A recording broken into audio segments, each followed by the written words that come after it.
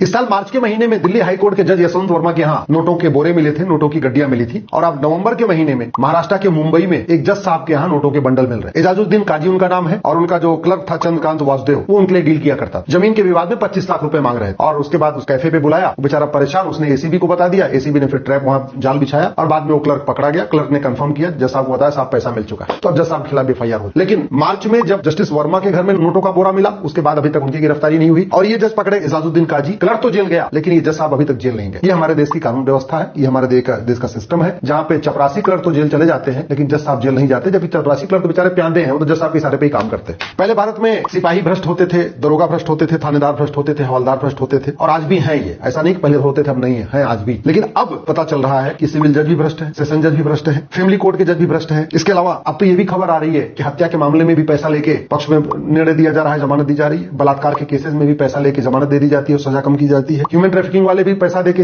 अपना सजा भी कम करवा रहे हैं और जमानत भी ले रहे हैं। धर्मांतरण के मामले में मैंने खुद ही प्रत्यक्ष रूप से मैंने अनुभव किया। एक प्रयाग के आसपास बहुत बड़ा माफिया है, धर्मांतरण माफिया, उसके खिलाफ जल्दी कोई हाथ नहीं डालता। इसके पहले की सरकारों में कभी हाथ डाला ही नहीं गया। वर्तमान योगी जी की सरकार ने हाथ डाला, उसको डिस्ट्रिक्ट कोर्ट से जमानत मिल गई। मुझे लगता है जो हाई प्रोफाइल केस हो जाता है, जो टीवी में जिसकी चर्चा शुरू हो जाती है, जिसका अखबारों में मामला आ जाता है, शायद उसमें भ्रष्टाचार नहीं होता है। बाकी ज्यादातर मामलों में ऐसे खबर आ रही है अब कहीं न कहीं जुडिशियल सिस्टम में उतना ही करप्शन है जितना तहसील में था, जितना थाने में था, जितना जिले में।